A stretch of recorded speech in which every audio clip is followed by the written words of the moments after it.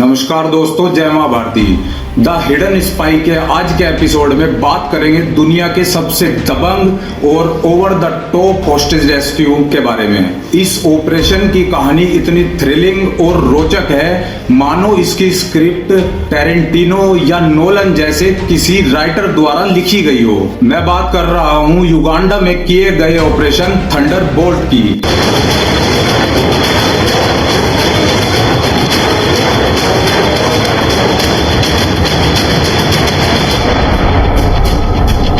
सत्ताईस जून 1996 को air France की एक फ्लाइट A300 तेल अवीव से पेरिस के लिए टेक ऑफ करती है।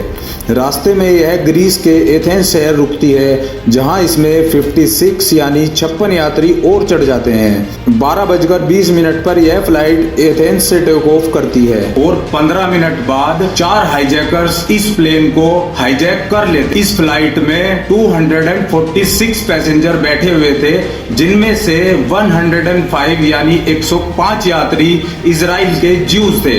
जिस वक्त आसमान में ये घमासान चल रहा था, उस वक्त जमीन पर इजराइल के प्रधानमंत्री यित्जक रबीन, डिफेंस मिनिस्टर शिमोन पेरेस एक मीटिंग यरूशलेम में कर रहे थे। एक आदमी होटल के अंदर आता है और एक कागज का टुकड़ा प्रधानमंत्री रबीन के पास रख देता है। रबीन अपना चश्मा पहनते हैं और फिर उस कागज के टुकड़े पर जो लिखा होता है उसको पढ़ते हैं। थोड़ा सा घबरा जाते हैं और चश्मा उतारते हैं और कहते हैं कि मीटिंग कैंसिल, और तुरंत अपने मिनिस्टर्स और सीनियर ऑफिसर्स की एक मीटिंग बुला लेते हैं। मोसाद की इंटेलिजेंस के अनुसार 4 हाईजैकर्स, जिनमें से 2 जर्मनी नागरिक थे, एक पुरुष और एक महिला, दोनों ही नकली पासपोर्ट पर इस फ्लाइट में फर्स्ट क्लास का टिकट लेकर एथेंस से बैठे थे। पुरुष का असली नाम था विल्फ्रेड बॉस और वह popular front for liberation of Palestine का कमांडर था। महिला का नाम था ब्रिजेट कलमैन, जो कि बादर मैनहोफ नामक जर्मन आतंकी गिरोह की एक जानी मानी मेंबर थी। बाकी के 2 हाईजैकर्स इकोनॉमी क्लास में यात्रा कर रहे थे, जिनके नाम थे अबू अल हिलाली और अली अल मियारी। यह दोनों ही फिलिस्तीन के नागरिक थे। 27 जुलाई की आधी रात बीत चुकी थी, लेकिन ये प्लेन अभी तक हवा में ही था। ऐसा लग रहा था मानो इस प्लेन को मिडिल ईस्ट के किसी देश ले जाया जा रहा हो, और होता भी ठीक ऐसा ही है। हाईजैक प्लेन को रिफ्यूलिंग के लिए लीबिया के बेनगाजी में लैंड कराया जाता है, जहां से ये एंटेबे एयरपोर्ट के लिए निकल जाता है। एंटेबे एयरपोर्ट युगांडा की राजधानी कंपाला के बाहर स्थित है। एंटेबे से पहले खबर यह आती है कि युगांडा का क्रूर तानाशाह ईदी आमीन आतंकियों को पहले ही रिसीव कर चुका है और उन्हें अपना खास मेहमान भी डिक्लेयर कर चुका है। इजराइल को समझ आ गया था कि यह विमान को युगांडा ले जाना आतंकियों और ईदी आमीन की मिलीभगत थी और एक सोची समझी प्री प्लान साजिश थी। ईदी आमीन और इजराइल के रिश्तों के बीच में खटास तब आई जब इजराइल की प्रधानमंत्री गोल्डा मेयर ने युगांडा को अपने फैंटम जेट बेचने से मना कर दिया था। इसके बाद नाराज होकर ईदी आमीन ने इजराइल से अपने सारे डिप्लोमेटिक रिश्ते तोड़ दिए थे और 1973 में योम किपुर युद्ध में भी इजराइल के विरुद्ध युगांडा ने अपनी फौजों को लड़ने के लिए भी भेजा था।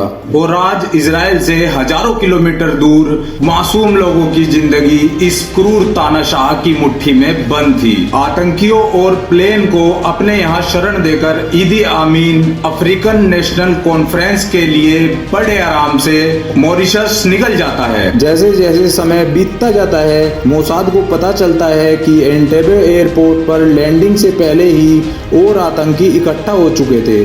मतलब साफ था कि युगांडा और ईदी आमीन इस हाईजैकिंग में शामिल थे। होस्टेजेस को एयरपोर्ट की ओल्ड टर्मिनल बिल्डिंग में रखा जाता है और उनके ऊपर आतंकवादी 24 घंटे नजर रखते हैं। इस बिल्डिंग के बाहर युगांडा की सेना के 60 यानी के 60 सोल्जर आतंकियों को सुरक्षा देने का काम भी कर रहे थे। इस बिल्डिंग में आतंकी इजराइल ज्यूज के साथ कुछ ऐसा करते हैं जिससे इजराइल के पुराने जख्म फिर से ताजा हो जाते हैं और सभी इजरायलियों का खून खोल उठता है। इस बिल्डिंग में आतंकवादी ज्यूज होस्टेजेस को बाकी होस्टेजेस से अलग कर देते हैं और बाकी होस्टेजेस को छोड़ दिया जाता है। ठीक ऐसा ही सेकंड वर्ल्ड वॉर के दौरान नाजियों ने ज्यूज के साथ किया था, जो कि इजराइल के इतिहास का सबसे दर्दनाक अध्याय माना जाता है। इस क्राइसिस से डील करने के लिए प्रधानमंत्री रबीन एक मिनिस्ट्री का गठन कर देते हैं। 29 जुलाई 1976 को इस मिनिस्ट्री की पहली मीटिंग की जाती है, जहां पर सभी अपने अपने सुझाव होस्टेज रेस्क्यू के लिए प्रधानमंत्री रबीन के सामने रखते हैं। कोई सर्जिकल स्ट्राइक का आइडिया देता है, कोई एयर स्ट्राइक का आइडिया देता है, और एक आइडिया यह भी रखा जाता है कि क्यों ना हम मॉरिशस से इदी आमीन को किडनैप कर ले और उसके बदले अपने होस्टेजेस को छुड़ा ले। लेकिन सबसे इंसेन और मजेदार आइडिया आता है इजराइल के कमांडर बेनी पेलेट की तरफ से। वह कहते हैं कि क्यों ना हम अपने एलीट ट्रूप्स युगांडा के ऊपर स्ट्राइक कर दें, युगांडा के ऊपर कब्जा कर ले और युगांडा को विजय कर ले और होस्टेजेस को छुड़ा ले। पर इस काम के लिए वह बड़े 14 हरकुलिस विमान को इस्तेमाल करने की सलाह भी देते हैं। मीटिंग में मौजूद सभी लोगों को बेनी का ये प्लान अव्वल दर्जे का पागलपन लगता है, सिवाय डिफेंस मिनिस्टर शिमन पेरेस के। उनके अनुसार इस प्लान में जान भी थी और ये रियलिस्टिक भी था, और इजराइल के लिए युगांडा पर कब्जा करना कोई बड़ी बात भी नहीं थी। लेकिन प्रधानमंत्री रबीन समेत सभी लोग इस प्लान को सिरे से खारिज कर देते हैं। 2 जुलाई 1976 आतंकवादियों की डेडलाइन से 2 दिन पहले यह डिसाइड किया जाता है कि इजरायली वायुसेना का एक हरकुलिस प्लेन एंटेबे एयरपोर्ट के ऊपर लैंड करेगा। ऐसा दिखाने की कोशिश की जाएगी जैसे इदी आमीन मॉरिशस से वापस आ रहा है, और इस हरकुलिस प्लेन के अंदर इजरायली स्पेशल फोर्सेस के कमांडो छिपे होंगे। अब सवाल ये उठता है कि वो कहां छिपे होंगे और प्लेन से बाहर कैसे निकलेंगे। इसके लिए एक मर्सिडीज गाड़ी का इंतजाम किया जाता है, जिसमें प्रधानमंत्री इदी आमीन चला करता था। इदी आमीन की गाड़ी के आगे और पीछे 2 लैंड रोवर कार भी चलती थी। ठीक ऐसी ही कार का इंतजाम भी किया जाता है। इदी आमीन काले रंग की मर्सिडीज में चलता था, लेकिन इजराइल को ठीक ऐसी काले रंग की मर्सिडीज नहीं मिल पाती, लेकिन सफेद रंग की मर्सिडीज मिल जाती है। तुरंत उस पर पेंट कराया जाता है। अब सवाल ये उठता है कि गाड़ी में इदी आमीन के जैसा दिखने वाला एक शख्स भी बैठाना पड़ेगा। इसके लिए सैरात मटकल के एक कमांडो को चुना जाता है और उसके मुंह पर काले रंग का पेंट भी किया जाता है। इस ऑपरेशन को पहले नाम दिया जाता है ऑपरेशन थंडरबोल्ट, लेकिन बाद में इसका नाम बदलकर ऑपरेशन थंडरबोल्ट कर दिया जाता है। 3 जुलाई 1976 को दोपहर के 3:30 बजे इजरायली एयरफोर्स के 2 बोइंग जेट प्लेन नैरोबी के लिए उड़ान भरते हैं। एक प्लेन के अंदर कमांड सेंटर स्थापित किया जाता है, जबकि दूसरे के अंदर मेडिकल सेंटर बनाया जाता है। कुछ समय बाद एक हरकुलिस विमान एयरपोर्ट के ऊपर लैंड करता है। जब यह रुकता है तो इसमें से ताली यूनिट के सोल्जर उतरते हैं और विमान को चारों तरफ से घेर लेते हैं, पोजीशंस ले लेते हैं। फिर प्लेन के पीछे का दरवाजा खुलता है, जहां एक लैंड रोवर निकलती है, जिसके पीछे पीछे काले रंग की मर्सिडीज गाड़ी निकलती है और उसके पीछे एक लैंड रोवर निकलती है। तीनों गाड़ियां रनवे से ओल्ड टर्मिनल बिल्डिंग की तरफ चलना शुरू कर देती है, जहां होस्टेजेस को रखा गया था। सैरात मटकल के योनी नेतन्याहू, बुकी मैथ्सर और भी कई कमांडो छुपे हुए थे। अभी यह मर्सिडीज गाड़ी ओल्ड टर्मिनल बिल्डिंग से 100 मीटर दूर ही होती है। तभी युगांडन आर्मी के 2 सोल्जर इस गाड़ी के सामने आकर खड़े हो जाते हैं। एक सोल्जर तो वापस भाग जाता है, लेकिन दूसरा सोल्जर अपना वेपन गाड़ी की तरफ कर देता है। जब यह सोल्जर अपना वेपन गाड़ी से नीचे नहीं करता है, तो गाड़ी में बैठे मुकी बैत्सर उस पर अपनी रिवॉल्वर से, जिसमें साइलेंसर लगा हुआ था, उस पर 3 फायर करते हैं और तीनों की तीनों गोली उसको जाकर लगती है और वो तुरंत मौके पे ही मर जाता है। मर्सिडीज और बाकी गाड़ियां ओल्ड टर्मिनल बिल्डिंग से 50 मीटर दूर आकर रुक जाती हैं। कमांडोज बिजली की रफ्तार से निकलते हैं और बिल्डिंग की तरफ भागना शुरू कर देते हैं।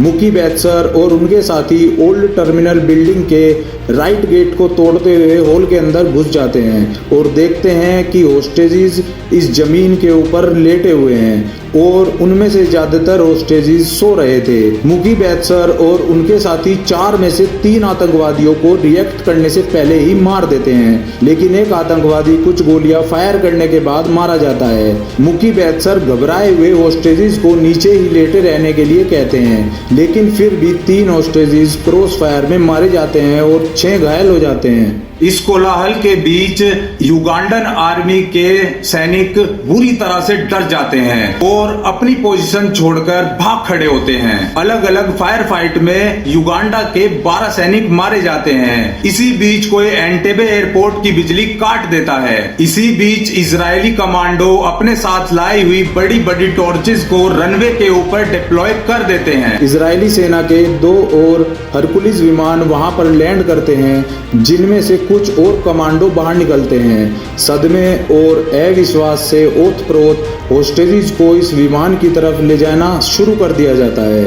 12:32 पर तेल अवीव के कंट्रोल रूम रेडियो पर एक कोड वर्ड सुनाई देता है, जिसको सुनने के लिए सबके कान तरस रहे थे, जेफरसन।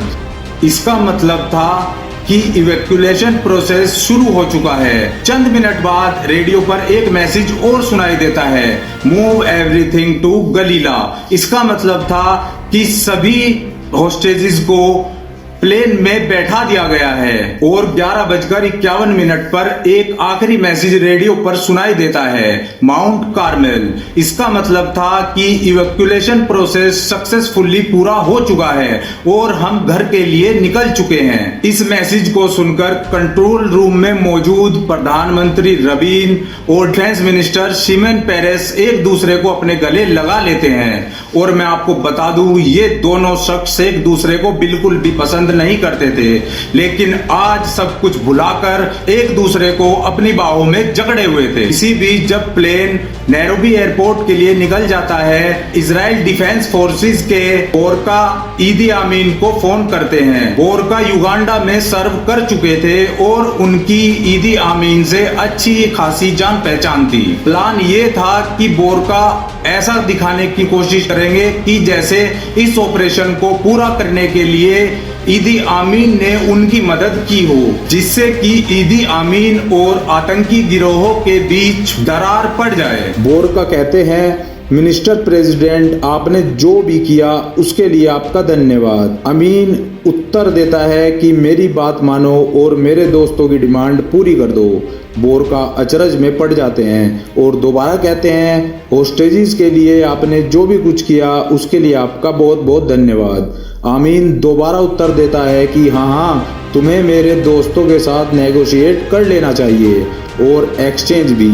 दोनों की बातें कुछ देर और चलती हैं और बोरका को समझ में आ जाता है कि ईदी आमीन एंटेबे एयरपोर्ट पर हुए ऑपरेशन से अभी तक बिल्कुल अनजान थे और एरोगेंस से भरा हुआ था और ऐसे बात कर रहा था जैसे कि सारे पत्ते अभी भी उसी की जेब में हों। असल में उसके किसी भी ऑफिसर को उसको यह बताने की हिम्मत नहीं पड़ रही थी कि उसके महल से चंद किलोमीटर दूर इजराइल कमांडो आए और सभी आतंकवादियों को मारकर 105 अपने होस्टेजेस को छुड़ाकर ले गए।